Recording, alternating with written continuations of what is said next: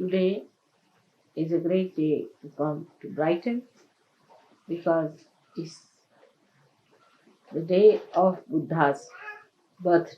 Today is Buddha's birthday, Lord Buddha's birthday. You all have heard about his birth and that his mother dreamt of an elephant, a large white elephant, before the birth of Buddha.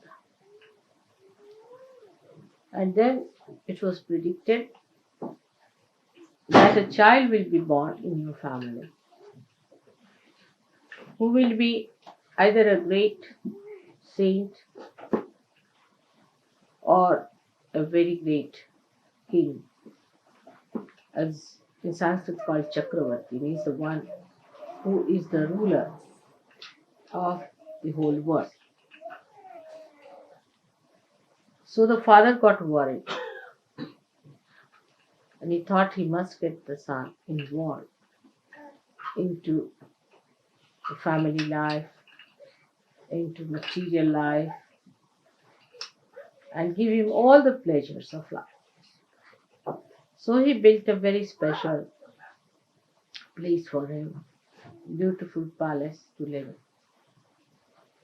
And where he got married to a girl called Yashodhara, was a very, very beautiful woman, gave him all the pleasures of life, everything that he could do to entice this boy away from asceticism. Also, you know the story of his going one day on the road, how he found three types of people, and how he felt that why a person should become old, why should a person suffer in life, and why should people die. So all these three things put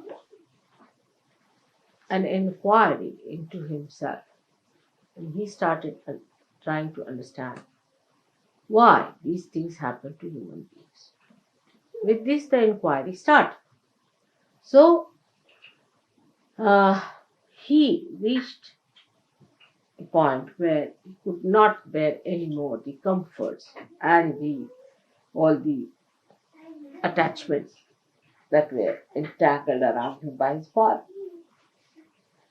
He had a son whose name was Rahul, and he left the son and the wife in the search of the truth. Now, he started from a wrong end, I should say, for the search of the truth, because he wanted to know why there are miseries in the human beings. And so he started from collective towards the set. When we see miseries all around us, many people have seen, they say, what about others? Will everybody get realization? Will everybody will have this? You see, this comes from the wrong end, I feel, because first of all, we must know, are we all right? Are we perfect? Are we full of joy? Have we received the absolute knowledge? If you start from this point, it's always better. Because he started from the wrong point, searching it from the collective, to remove the miseries of the people, he had to go in a very roundabout.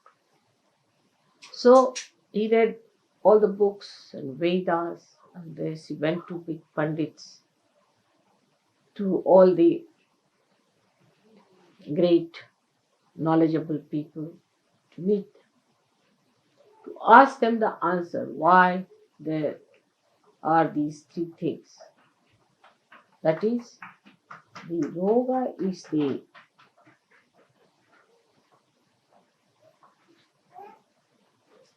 health or miserable physical body then the death and the old age. Went and asked so many people, and they said, you have to die because you are born. And then they said that you have to become old because you are born like that. And you have to suffer because you commit sins. He was not satisfied with his answer. So he went on searching and searching and searching. And then he got tired, absolutely fed up. When he went to a place called Gaya, very near Patna it is. I've seen the place and the tree. And he sat under a banyan tree where he slept off because he got so tired of his sleep. And after the sleep, he got up and suddenly he got his realization. And he thought the whole drama is over. Now his mother herself was Adi Shakti, who gave him the birth. And she died just after the birth of the child. And he got this realization. Now at that time, when he got his realization, there was nobody to tell him what it is. That what it means. Realization is nobody to decode or talk about anything that was to be understood by him. But because of his tremendous seeking and such ardent desire that the Shuddha Icha, the Kundalini itself, rose. But of course, the Adi Shakti blessed him and he got his realization under the banyan tree. Now, any incarnation which came on this earth had to samayachar, according to the time, the need of the time had to act. Firstly. Secondly, the need of the incarnation to come on this earth was first created in the human being. So, supposing at a time when there was too much of ritualism, Brahmanism, or priesthood, and people were trying to take everything onto those artificial rituals and all that, an incarnation had to come on this earth to correct those ideas. Like Krishna came at a time when he said, this is all Leela, Puja and everything he cancelled. Nothing doing, no Puja, nothing. You just have Ras, enjoy yourself. It's all a joke going on. See?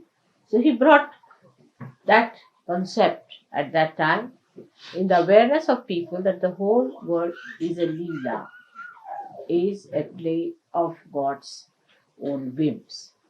So you just enjoy it. And that's how he created this wonderful festival of Holi, which we had in Delhi. I don't know. Any one of you who was there for the Holi? No. You were there? 2 years. No, but this time you were not there. All right. You might get the pictures of that. All right. So in the same way, when Buddha came in, first problem was that he thought that it's better not to talk about God. Because in his search, everybody told him the answer was, oh, it's God who does it. He punishes you. It's God who gives you this old age. It's God who does it. But what is this God after all? Why does he do it? He said, you better ask the God. Then where is the God? So everybody put every blame on God as usual. Even that's done today. Nothing new. And nothing unusual, I should say. So this must be done by God. If you cut your throat, God put my knife in my hand and he cut my throat. So you see, he thought better not talk of God. Because everybody is going towards God. Then the people whom he met, they said, now I have become God. He said, how? He said, I'm God. Or what? Why? Because he could mesmerize people. He said, I have become God. Just imagine. So he thought that is very dangerous to talk of God, because people take God in the hand and use it for their own purpose. Always say, oh, this is what the God has to do, and it's God has done it, and I'm in connection with God, and I'll tell God. So he got a fright, and he said, better not talk about God, because that puts the attention of the people on ritualism, artificial things. They're building temples after temples and just doing all these horrible things which one should not do. Like if you go to the south, you'll find in the temples, they shave their heads of the leaves. They shave it completely. And that they have to, this all cobbled along the sides of the walls of the temple. And the ladies who shave their head are just rolling along the sides. They have to do it sometimes 1008 times, rolling. Yes. And the water is poured on them. God knows what is the ritual from where it has come. So the poor women go on rolling like that. And somebody is pouring water on them all the time, buckets after buckets. The husband and the brother and all, they bring one after another. You see, one is finished and another one. Poor ladies rolling like that on that muddy, sort of a cobbled area. I mean, I was shocked when I saw this. And then later on, you see, they became modern. So they started selling the hair, you see, abroad. So the whole thing became a big industry in Madras, you see. The hair was made into this bouffant or that you turn it, you see. Sent to England and other places. So it's, I mean, in the name of God, ridiculous things were done. Ridiculous things were done. So he just thought, better not talk about God. The first step is self-realization. He was a great Sajyogi, I must say. Because he said, nothing doing, don't talk about God or anything. First, you get your realization. That was the first condition. Establish it. Unless and until you have established your realization, nothing doing. So he just started his own method of propagating Buddha's knowledge, or you can Buddhism as they call it. Of course, it became ism later on. So all that he started with the idea that people should first become Buddha. Buddha means realize. Buddha is to know. So Buddha means the person who has known, means the one who is a realizer. So what he says, Buddham Sharanam Gaccham. I surrender. Sharanam means I surrender to the Buddhas, means to all the Sajyogis. You are all Buddhas because you know. When you know, you are the Buddha. Now, without going into all that nonsense of renunciation and shaving your head and wearing that dress and everything, you have achieved your realization. It's a short circuit or a short path. Why? Because he started from the other side. But if he had started directly from himself, it would have been better. You see, in practical sense, I'll tell you how it is. Supposing you want to repair your house. So, you have to have instrument for that house. But supposing you are worried about all the houses of the world and you start repairing.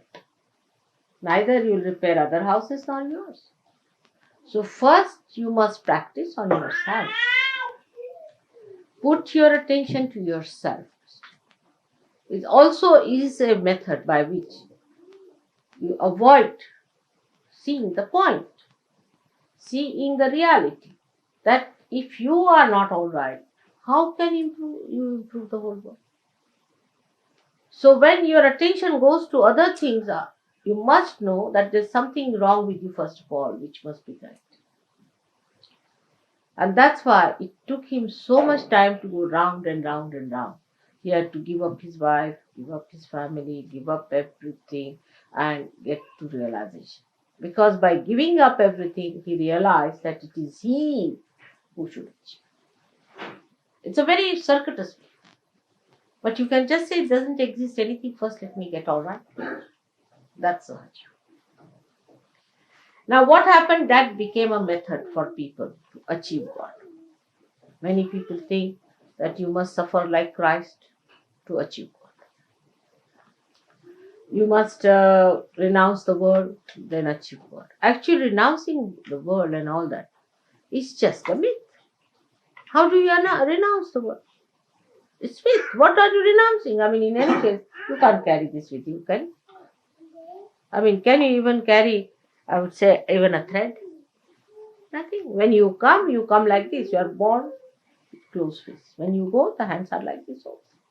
Have you ever seen a dead corpse? The youngest has his hands like this. Nothing empty. Just going like this. So you don't take anything from here. So this renouncing this, I renounce that, I give up this, I give up my wife, I give up that.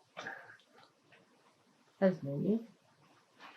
Because it's a state of mind in which your being becomes, I don't know the English word for that, which doesn't stick to something. What is it called? No. You see, any substance that doesn't stick to anything. I mean, we have all kinds of stick class. Unattached. Unattached. No, but that quality. There's a quality of the temperament which doesn't stick to it.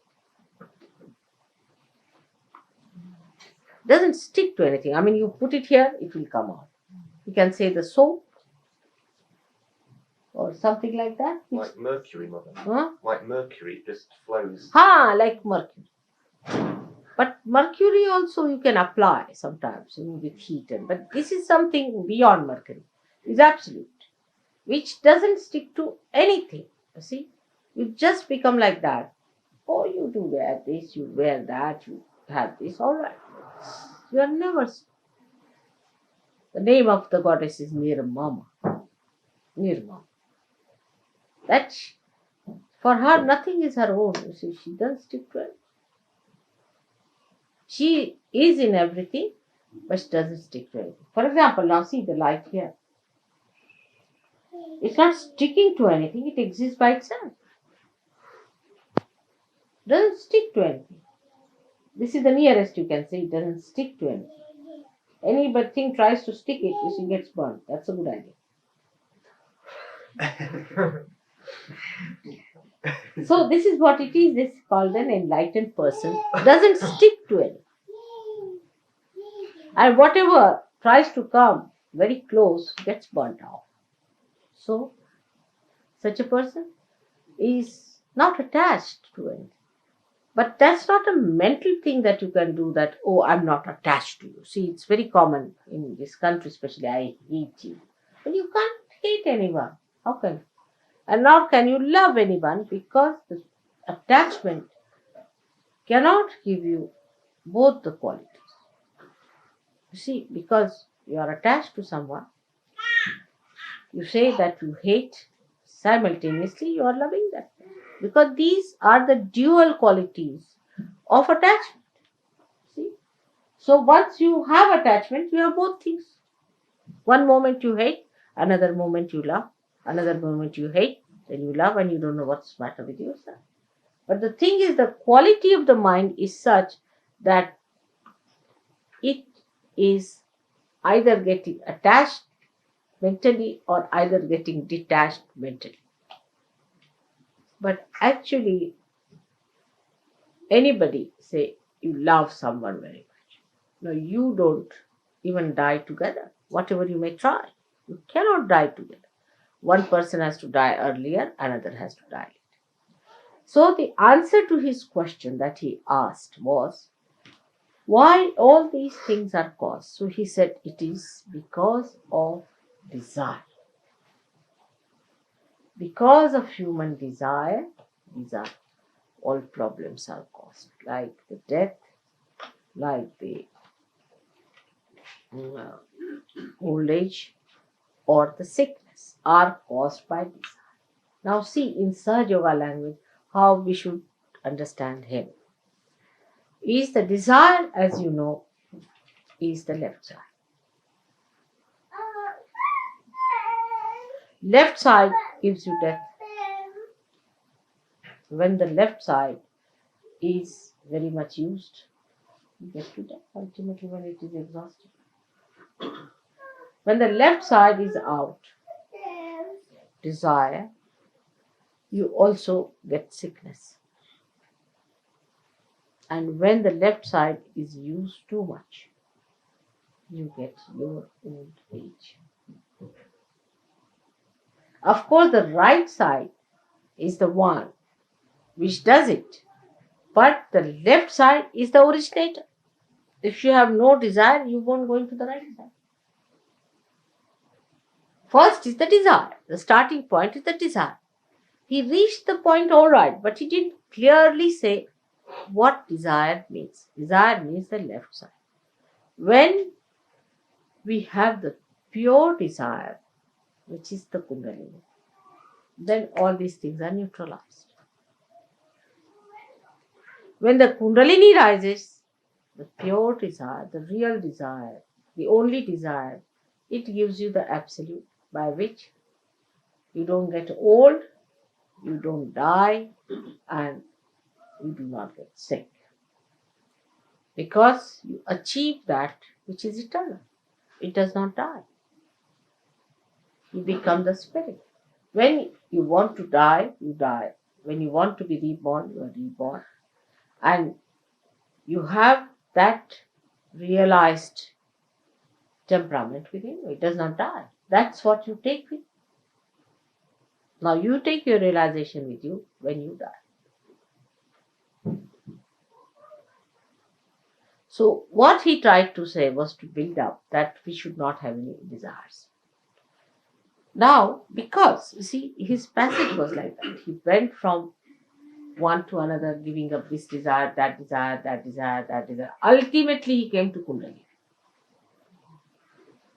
It's the same. Yan neti neti vachanai nigamo avochus. When you got saying not this, not this, not this, not this, not this, then you go to a point where you say, then what ultimately left is the desire, which is the pure desire. The desire, that is the Kundalini.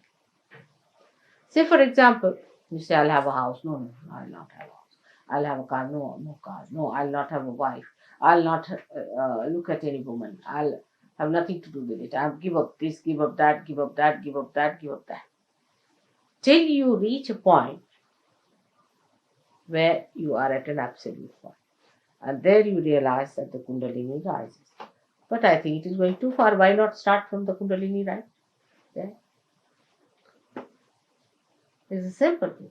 So Sahaja Yoga is the other way around stuff. Is that you better start from the Kundalini and neutralize all your left side. You see the point now? That's why Buddha was always regarded as an atheist. He was not.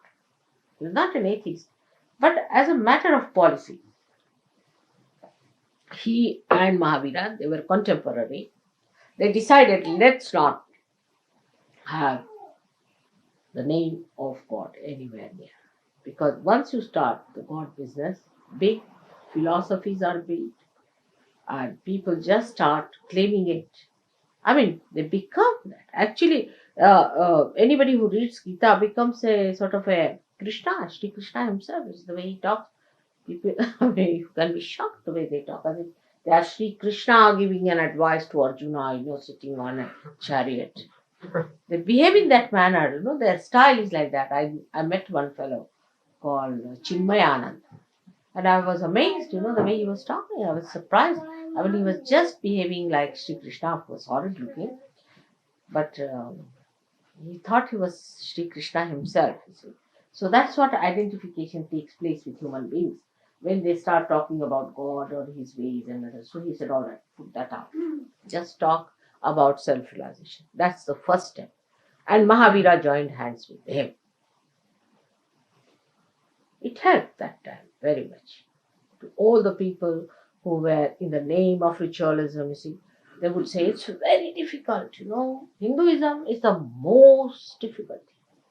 You have to fast on Sunday because of the sun, Monday because of the moon, Tuesday because of the Mars. Like that went on and on. And when do you eat your food?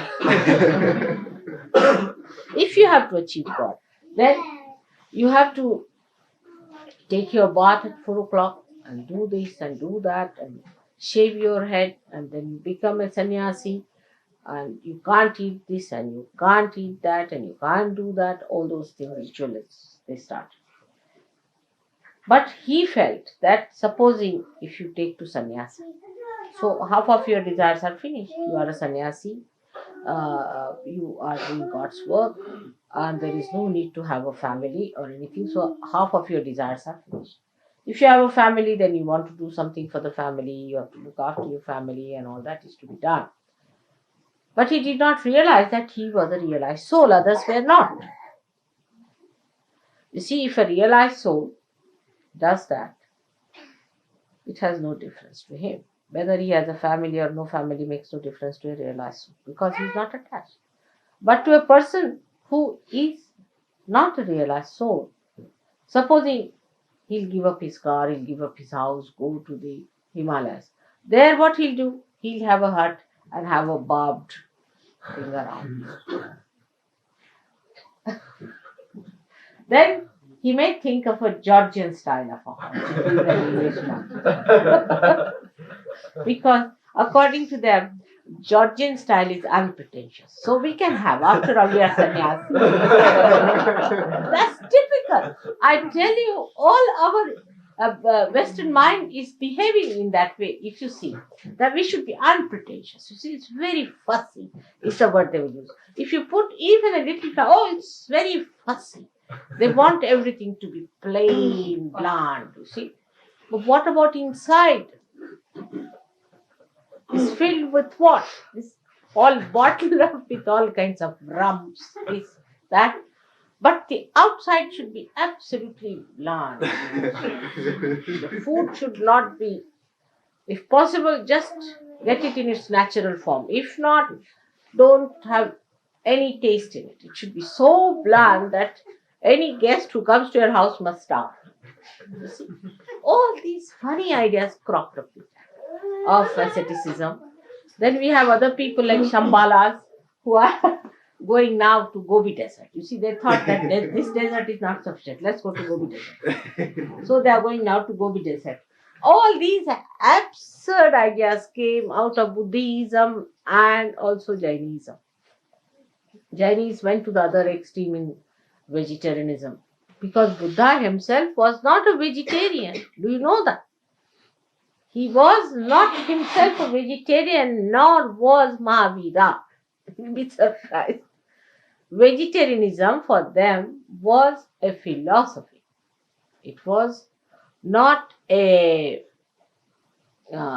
sort of a thing where you don't eat meat and all. Because Buddha himself died when he went to one of his disciples who was a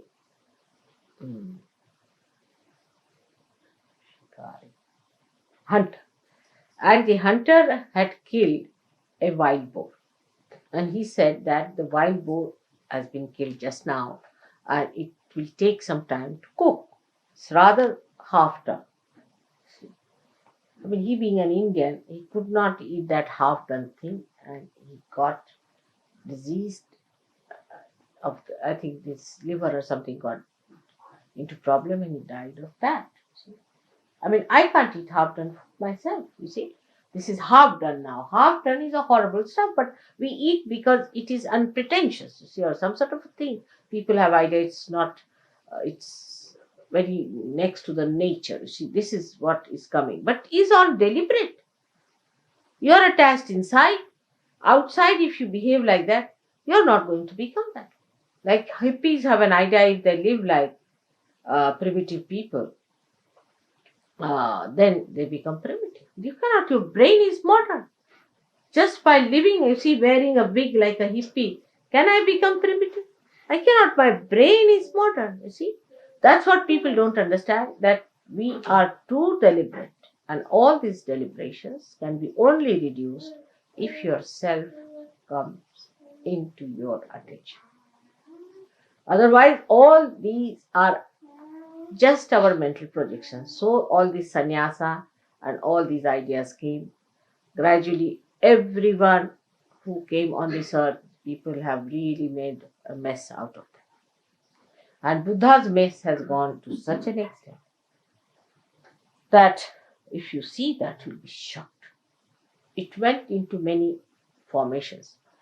But I heard from my son-in-law that he went and visited some of the caves where the very early Buddhists lived in the caves, because they were not supported by kings or anything. So they had a very bad time. And they used to live in the caves. And what my son-in-law told me, that in the caves there are writings in Sanskrit, in Pali, and in Indian script, saying that it is the spontaneous happening that can bring forth the self-realization. He's got that photographed. So it's coming forward. You see, so they knew about the Sahajaya. They knew about it. But then, as every religion has gone into a mess and a lot of funny sort of, we can say, the funny sort of expressions. Also, Buddhism has gone, became Mahayana, Hinayana, all sorts of things. But one of them was called as Viditama, who ran away from India, settled down in Japan, and he started the Zen system of religion, which he kept to the spontaneous happening. That's one was preserved.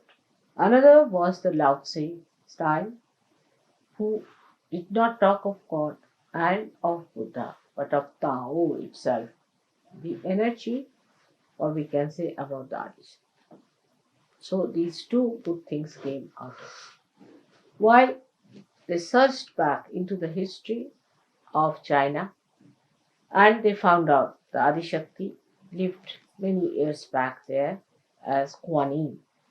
And that's how Kuan Yin was established as a goddess for many Buddhists.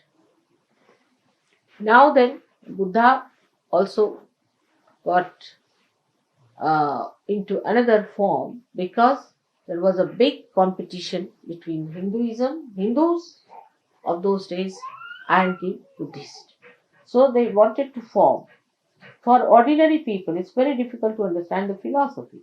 So they thought that we should have Buddha expressed as he has been and he will be. So they formed their see, as you say, he's a Maitreya, is going to come, the future Buddha is Bodhisattva, and they started making his statues and everything. So they made Buddha as the god. They started using him to represent the divine power, giving him forms and things. And like that, many things happened. But Buddha himself was so much frightened of the ritualism that they said, you should not worship anything, you should not build any temples. So, you see, the loophole was found out. If temples are not to be built, we build stupas. Now, in the stupas, they put the tooth of Buddha. Of course, that was sensible to do, I must say. But, of course, Buddha had said not to do it. And they put it there. He had two disciples called as Sariputta and Mogala. They were very good disciples of his. And their bones were collected after they were burnt out and were put in the stupas. That was something definitely sensible to put them there. Of course, the bones and all these things should not be disturbed, because it's not good. It creates a problem for the body. But at least if they have put it there in the Mother Earth, it would have been all right, but they put it in caskets.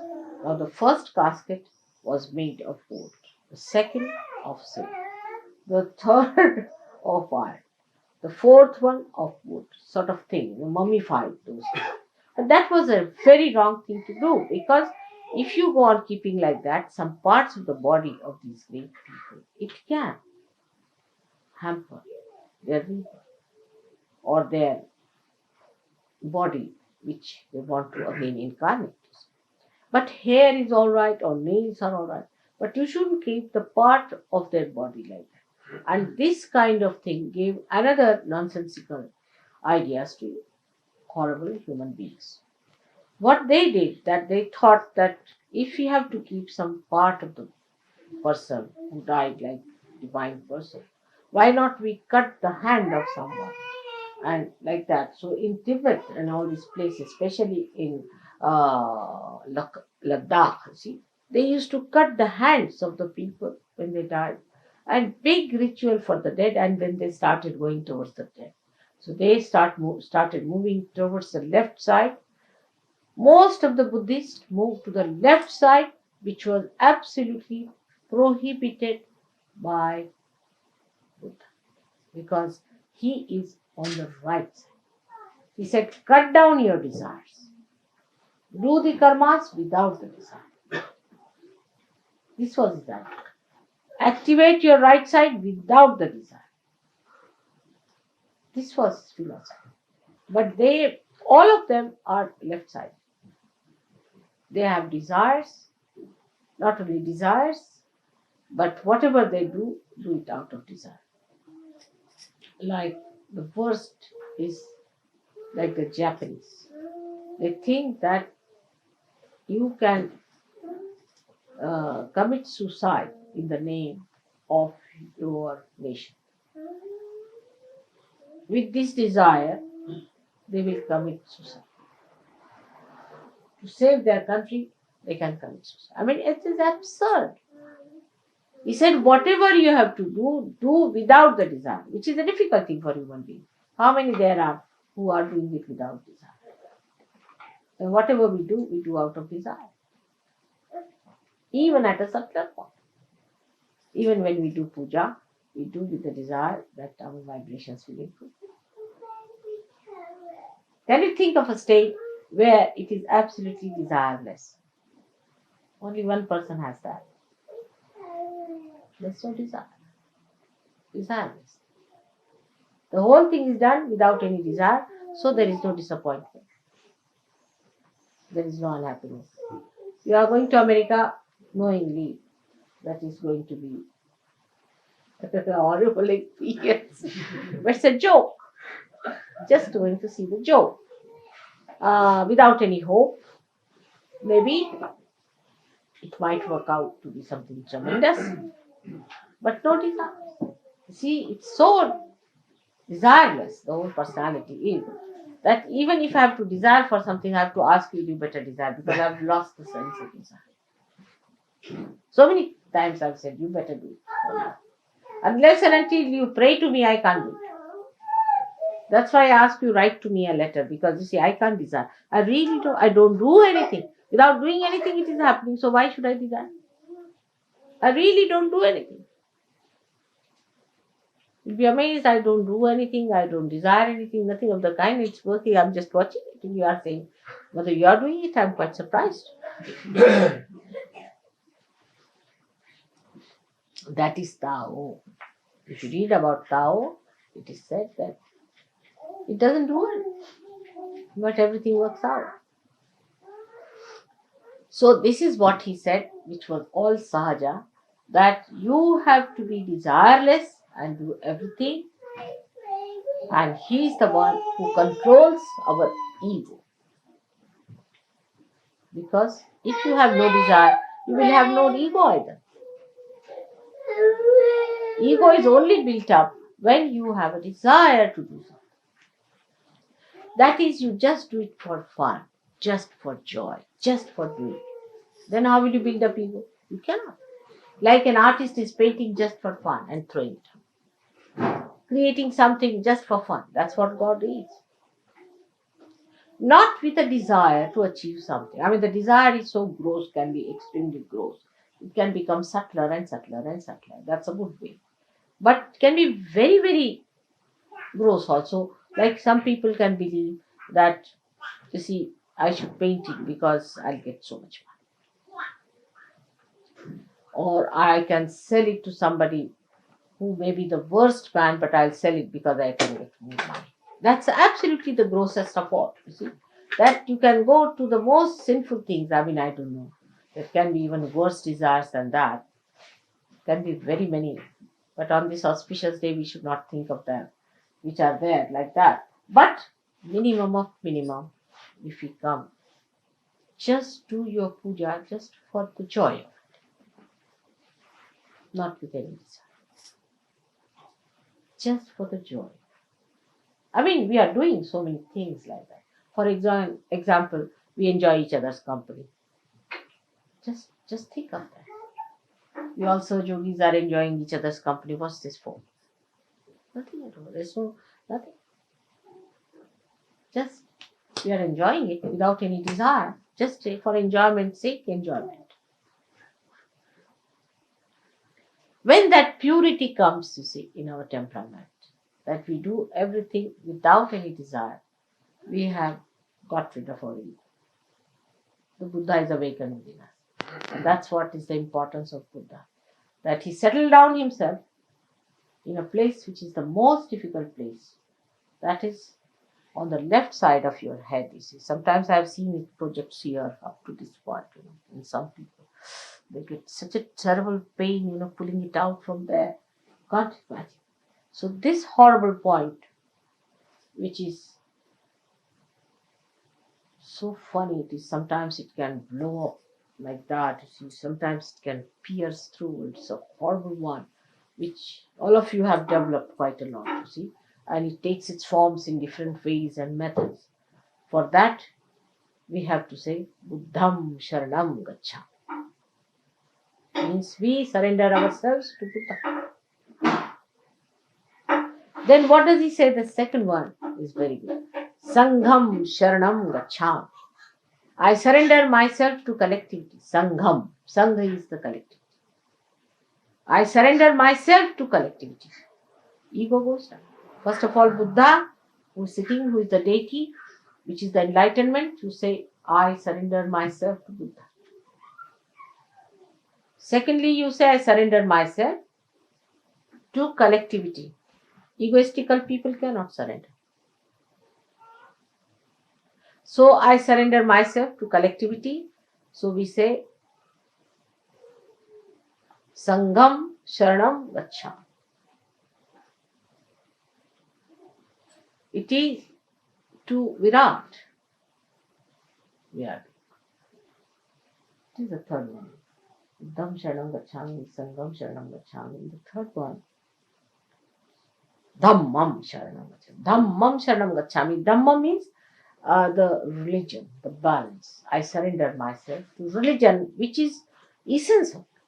Or you can put it the other way down, that Buddham Sharanam Gacchami, Dhammam Sharanam Gacchami, Sangham Sharanam Gacchami. That's all. If you have achieved it, then we can talk of it, not before that. So these three things are to be achieved. We would put it in a Sahaja Yoga way like this. First of all, Dhammam Sharanam Gacchami. I surrender myself to my virtues. All desires can be surrendered to your virtue. Is it virtuous to do like this? You can. If you are brought up that way, you will just not do it. You will have no desires to do something that is not virtuous and righteous. You will just not do it. So, Dhammam Sharanam Gacchami. Then you should say Buddham Sharanam Gacchami. Means I surrender myself to my enlightenment. This is the second state when you are ascended. Surrender myself to enlightenment. Enlightenment that I have got to my spirit. Is the spirit who is going to guide. No more my physical, mental, emotional, nonsensical temptations. But what is the spirit? And thirdly, the Sangham Sharanam Gacchami, to the collective, to the whole, to the Virat. This is the way we have to work it out. So ultimately reach the same point. That let me start it from myself. From myself to others, not from others to myself. It's like treating the tree from outside, not from the roots. But Sahaja Yoga treats you from the roots. First you get your realization, Alright? Then you learn how to surrender yourself to your dharma. Then you become collectively conscious. Collectivity is a temperament, is a sense of enjoyment that you get in the collective living. Unless and until you have that, you are not achieved.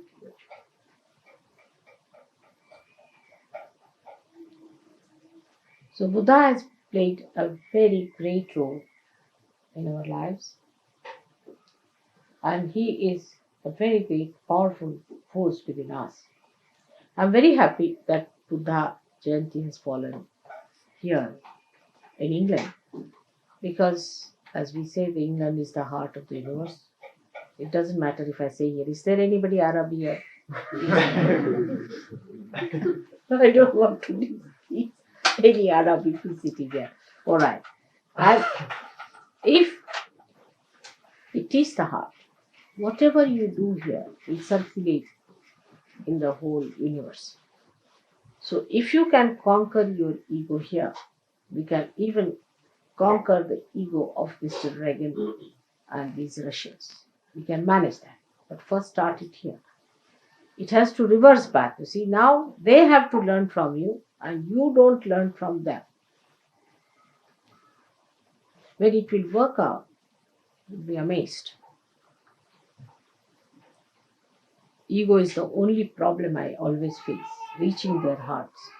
If ego is removed, everything will be alright.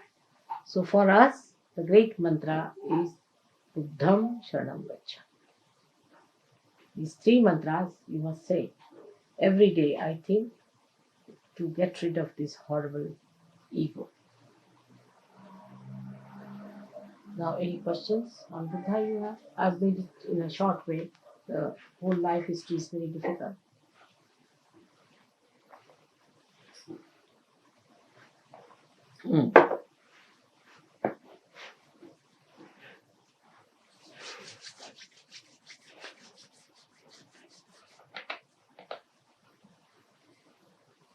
It's receding, ego.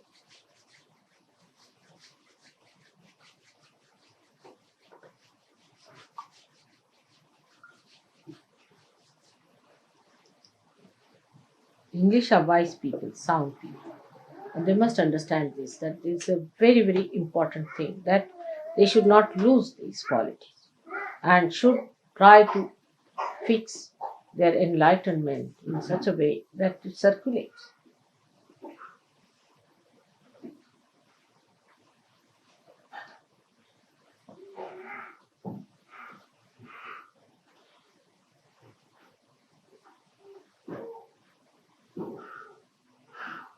Any question?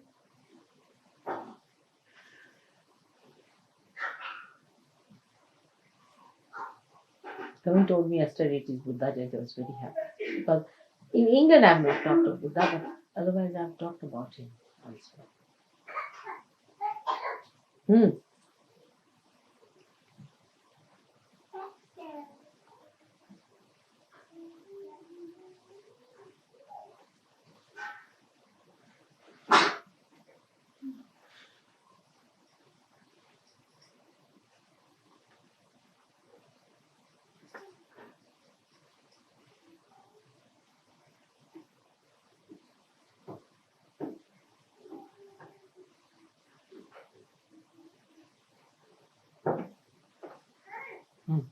So now, that's why I go, you see, a Buddha shop. Because it is suggestive of a detached mind which has no color. And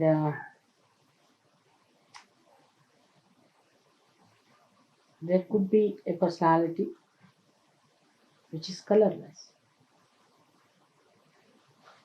But you can have it covered with colors to make others happy. So, when you are a realized soul, whatever you do is natural.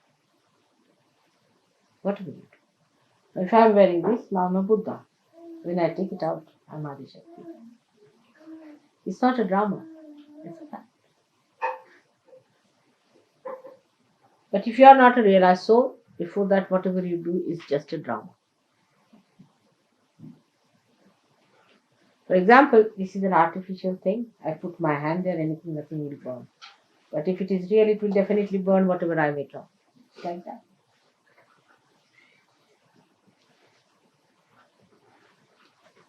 So if somebody is a real person, whatever he does is not a drama. Is reality.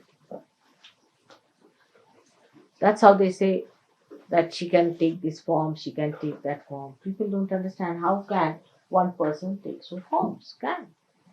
If it is reality, it can. Like the Mother Earth, she is a reality, and the sap that is coming from the Mother Earth takes so many forms. See her power. Flowers, this wood, different colors, fragrance, so many things. This one Mother Earth is producing all this.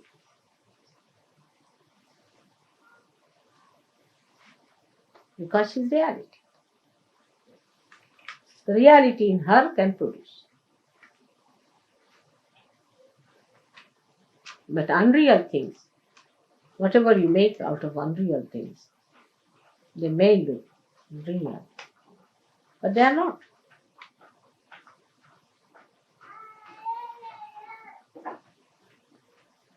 So now let us have the Puja.